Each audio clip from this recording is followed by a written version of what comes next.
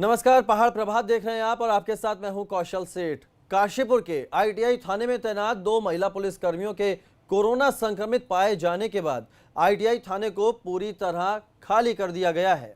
ITI थाने के थानाध्यक्ष समेत सभी पुलिस कर्मियों को एक निजी होटल में क्वारंटीन कर दिया गया है। 38 से ज्यादा पुलिस कर्मियों के सैंपल लिए गए हैं और सभी पुलिस कर्मियों के परिजनों के सैंपल भी टेस्ट के लिए भेज दिए गए हैं।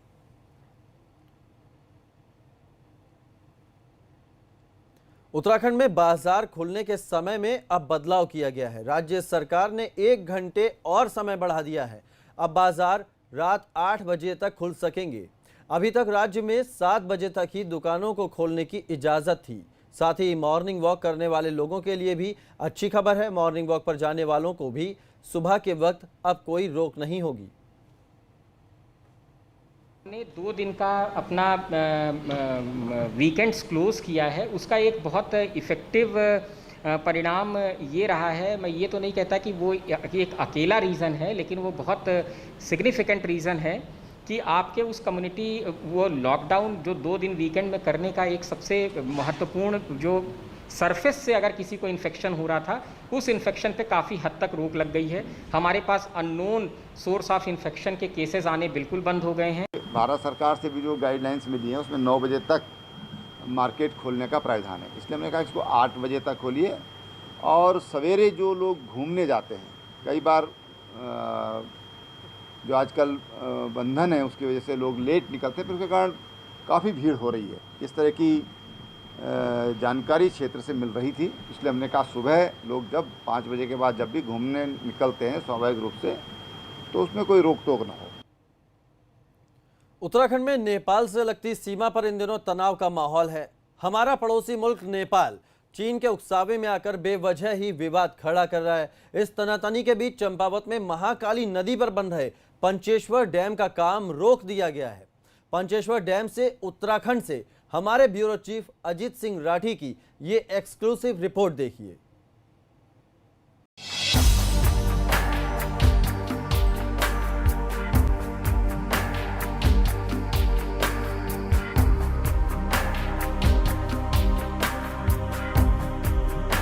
भारत और नेपाल के रिश्तों में आई कड़वाहट अब महाकाली नदी के इस पानी में घुल चुकी है।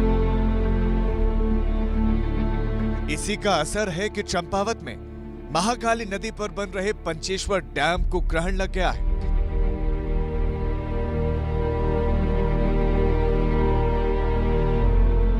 भारत और नेपाल के बीच हुए तनाव को देखते हुए डैम का काम रोक दिया गया है।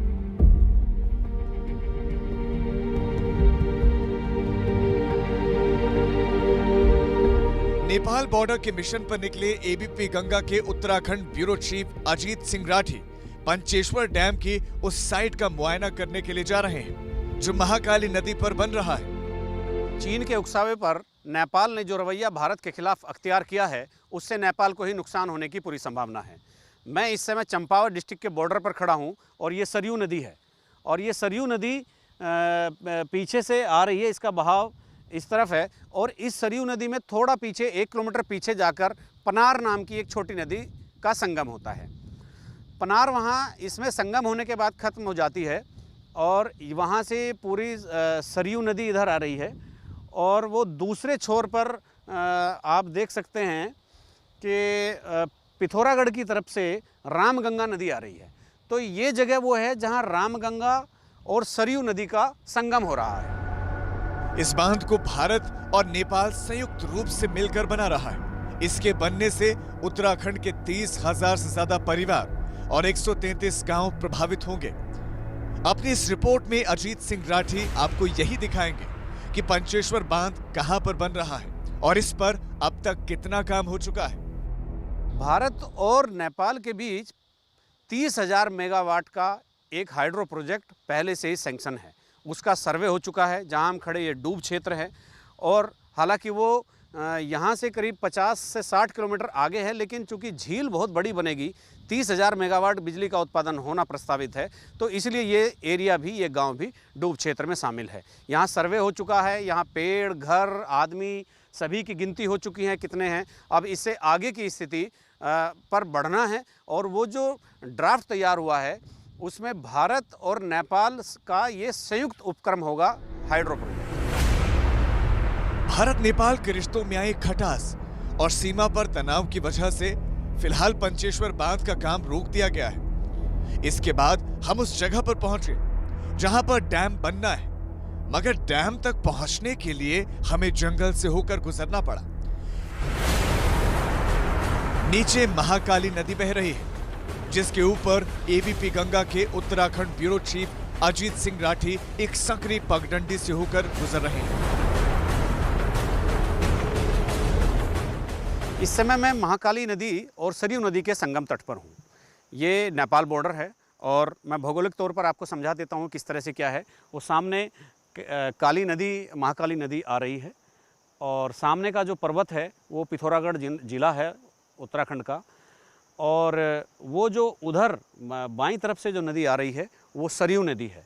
तो ये सरयू नदी का पंचेश्वर मंदिर के पास संगम है। सरयू नदी और महाकाली नदी का ये संगम होता है।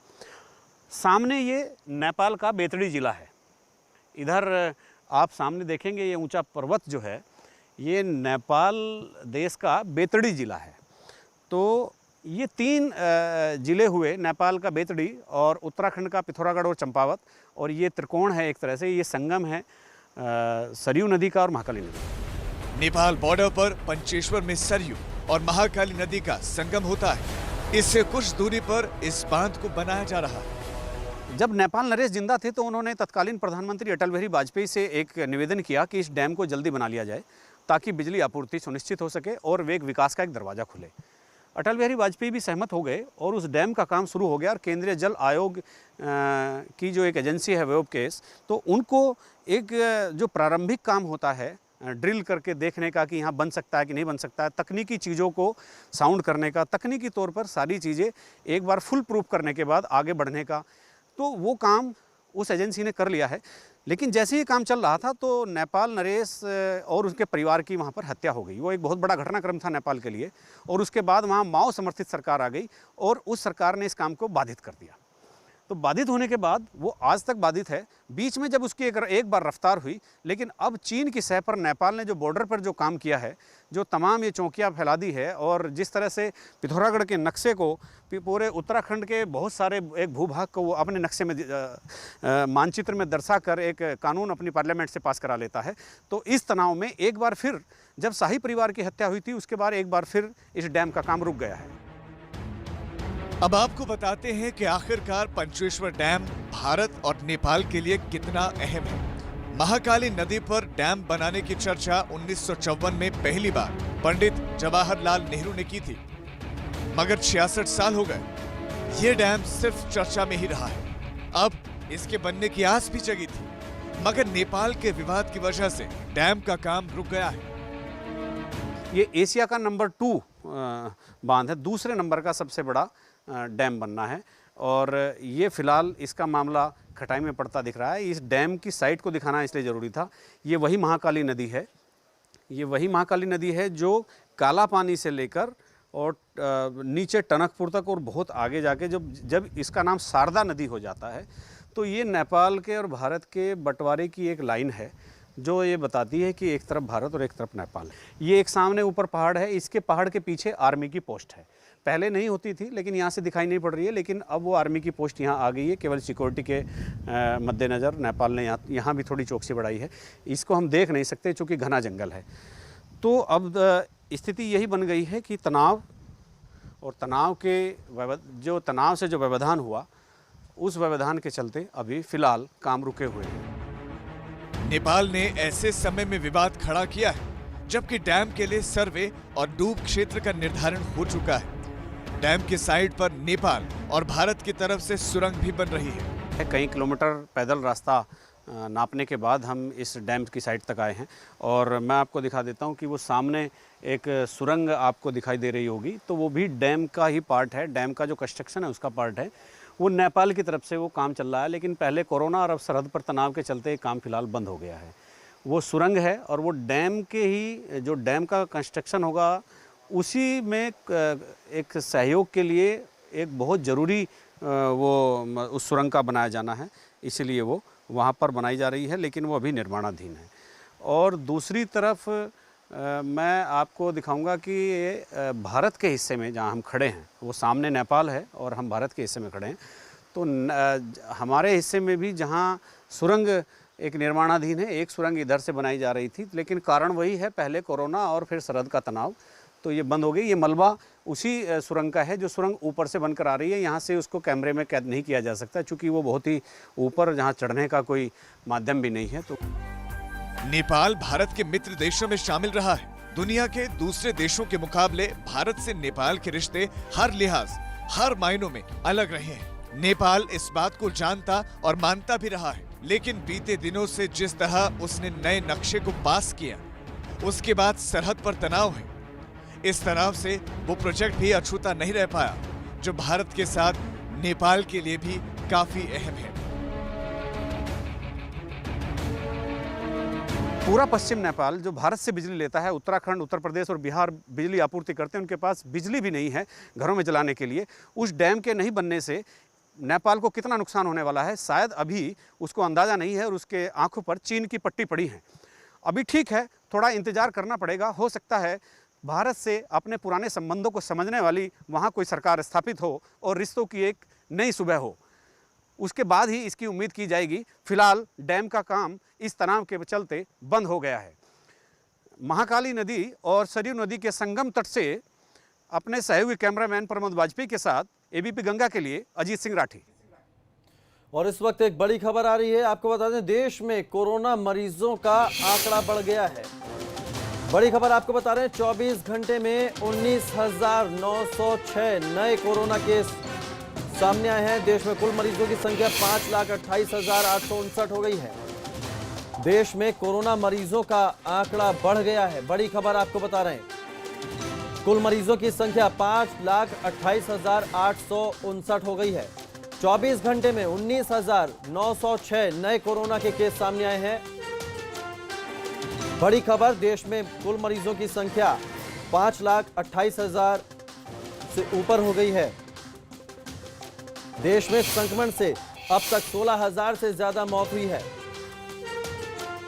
तो देश में कोरोना मरीजों का आंकड़ा लगातार बढ़ रहा है और ये इस वक्त 5,28,859 मरीज हो गए हैं। 24 घंटे में 19,906 कोरोना के नए केस सामने आए हैं।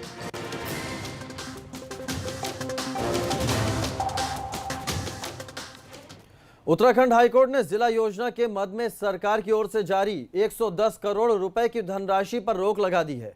हाईकोर्ट ने सरकार को चुनाव आयोग से राय मशविरा करने के निर्देश दिए हैं। तो जिला योजना से जारी हुई धनराशि पर हाईकोर्ट ने रोक लगा दी है। सरकार ने जिला योजना के मद से ये 110 करोड़ रुपए की धनराशि जारी की थी। उत्तराखंड राज्य में अभी जिला नियोजन समिति के चुनाव संपन्न नहीं हो पाए हैं और अभी राज्य सरकार ने सभी जिलाधिकारियों को ये अधिकार दिए थे कि जिला योजना की धनराशि को जिलाधिकारी खर्च कर पाएंगे और 16 जून को शासन ने 110 करोड़ रुपए की धनराशि सभी जिलाधिकारियों को जारी की थी कि आप जिला योजना के से उस धनराशि को खर्च करें। इस संदर्भ में मैंने माननीय उच्च न्यायालय नैनीताल में जनहित याचिका दायर की और मैं बहुत धन्यवाद देता हूं माननीय उच्च न्यायालय का और जिन्होंने कि इस फैसले पर रोक लगा दी है। देहरादून में एक चौंकाने वाला मामला सामने आया है। आरटीओ दफ्तर में फर्जी ट्रांसफर लेटर भेज दिया गया, जिसे देखकर 2 अधिकारी नई जगह पर ज्वाइनिंग के लिए भी पहुंच गए। इस मामले की जांच के लिए अब एसआईटी गठित कर दी गई है। दरअसल शासन के नाम से एक लेटर जारी हुआ था जिसमें 2 आरटीओ के ट्रांसफर की बात थी। इतना ही नहीं, इस लेटर के बाद देहरादून आरटीओ दफ्तर में ज्वाइन करने के लिए नए अफसर भी पहुंच गए। फर्जीवाड़े का खुलासा तब हुआ जब शासन स्तर पर बातचीत की गई। फर्जी ट्रांसफर लेटर में देहरादून आरटीओ को परिवहन आयुक्त ऑफिस भेजा गया था। वहीं परिवहन उप आयुक्त सुधांशु गर्ग को आरटीओ देहरादून बनाने के फर्जी आदेश लिखे गए थे। हम लोग का प्रयास है कि इसमें जो जिस तरह का मैनिपुलेशन हुआ है उसमें जो भी लोग इन्वॉल्व हैं उनके खिलाफ जल्द से जल्द कार्रवाई हो सके, उनको आइडेंटिफाई हम लोग कर पाएँ उसके लिए जो हमारे COCT हैं उनके सुपरविजन में एक SIT बनाई गई है। इसमें जो इंस्पेक्टर कोतवाली हैं, इंस्पेक्टर SOG हैं, उनको सम्मिलित किया गया है और प्रयास ये रहेगा कि जल्दी से जल्दी जो भी लोग हैं आइडेंटिफाई हों और जो भी लीगल कार्रवाई है हम टाइमली इसको वाइंड अप करें। हरिद्वार नगर निगम की कार्यकारिणी और विकास समिति के चुनाव के लिए हुई बैठक में हंगामा हो गया। मीटिंग में कांग्रेस और भाजपा पार्षदों में नोकझोंक हुई। ये नोकझोंक इतनी बढ़ गई कि दोनों ही तरफ से सोशल डिस्टेंसिंग की खूब धज्जियां उड़ाई गईं। हंगामे की ये तस्वीरें हरिद्वार में नगर निगम की बैठक की हैं, जहां भाजपा और कांग्रेस के पार्षद के बीच कहासुनी हो रही है। दरअसल नगर निगम की कार्यकारिणी और विकास समिति के चुनाव के लिए ये मीटिंग बुलाई गई थी। इससे पहले कि कुछ काम हो पाता, मीटिंग में मौजूद लोगों के बीच कहासुनी होने लगी। बात इतनी बढ़ी कि कई पार्षद तो सोशल डिस्टेंसिंग तक का पालन करना भूल गए। नगर आयुक्त के बार बार कहने और समझाने के बावजूद हंगामा चलता रहा। कृपया बैठ जाएं। मीटिंग में हुए इस हंगामे को लेकर नगर आयुक्त सख्त एक्शन लेने की बात कह रहे हैं। हमारे द्वारा सारे प्रबंध किए गए हैं और हमारे द्वारा बार बार अनाउंस भी किया गया है। तो अगर फिर भी उसके जब ये हमने अनाउंस भी किया था कि आप सोशल डिस्टेंसिंग रखें और इस संबंध में हम जो इनसे कहेंगे कि आप पालन करें और उसके जो भी इन्होंने किया, अगर ऐसा किया है कहीं पे जैसे रिकॉर्ड में जैसे यहाँ पे नहीं कर रहे हैं तो उनके उस पर हम मतलब आवश्यक कार्रवाई करें। इस तस्वीर को देखिए, न किसी ने मास्क पहना है और न ही कपड़े से मुंह ढका है। इन्हें तो बस हंगामा करने से मतलब है। एक महिला भी हंगामा कर रहे इन पार्षदों के बीच फंस गई। महिला को खुद ही अपनी कुर्सी से उठकर जाना पड़ा। हरिद्वार से रोहित चिकोला की report, ABP Ganga. Monsoon season के दौरान कॉर्बेट टाइगर रिजर्व में शिकारियों की घुसपैठ की आशंका को देखते हुए ऑपरेशन मॉनसून शुरू कर दिया गया है। इस दौरान वनकर्मी हाथी पर सवार होकर जंगल के चप्पे चप्पे पर नजर रख रहे हैं।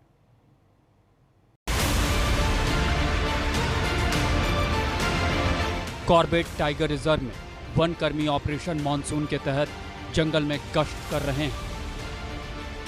बरसात के मौसम में शिकारियों पर नजर रखने के लिए कॉर्बेट में गश्त बढ़ा दी गई है। हाथी पर सवार वनकर्मी जंगल के चप्पे चप्पे पर नजर रख रहे हैं। स्ट्रेटजी बनाई जा रही है कि किस तरह से मानसून सीजन में भी जबकि काफ़ी बारिश हो जाती है, नाले आ जाते हैं, उस समय में भी जो गश्त कॉर्बेट टाइगर रिजर्व में होती है और जो जंगली जानवरों की बाघ की सुरक्षा की जाती है उसमें किसी प्रकार की कमी ना आने पाए। बरसात के सीजन में हर साल ऑपरेशन मॉनसून शुरू होता है। इसका मकसद जंगल में शिकारियों की घुसपैठ पर नजर रखना है, मगर जंगल में गश्त के दौरान वनकर्मियों पर बाघ के खतरे का भी डर रहता है। इसलिए वनकर्मी अपने साथ बंदूक भी रखते हैं, साथ ही हाथी पर सवार होकर गश्त करते हैं। गश्त के बाद हाथी भी मौका मिलते ही अपने ऊपर पानी छिड़कने लगते हैं, जिससे गर्मी से राहत मिलती है। इस समय में एक और जहां शिकारियों का खतरा बना रहता है, वहीं दूसरी ओर जो हमारे नियमित रूट हैं वो बरसात के कारण ख़राब हो जाते हैं, बड़ी बड़ी झाड़ी उग जाती हैं। इसलिए मानसून के समय में हम विशेष रूप से हाथी, ड्रोन और ATV का प्रयोग गश्त में करते हैं। उसी के साथ साथ स्टाफ की सुरक्षा के लिए भी पर्याप्त ध्यान रखा जाता है। कॉर्बेट टाइगर रिजर्व में बड़ी संख्या में बाघ है। टाइगर रिजर्व की दक्षिणी सीमा उत्तर प्रदेश से लगती है, जो बेहद संवेदनशील है। यहाँ से बावरिया और दूसरे गिरोह के शिकारियों के घुसने की संभावना हमेशा बनी रहती है। वन जीवों की सुरक्षा में लगे वनकर्मी 6 से 7 लोगों की टुकड़ियों में गश्त करते हैं। वनकर्मी अपने साथ हथियार और बचाव के दूसरे साधन लेकर चलते हैं। रामनगर से दानिश खान की रिपोर्ट, ABP गंगा। एक ब्रेक के लिए रुक रहे हैं, फौरन वापस लौटते हैं।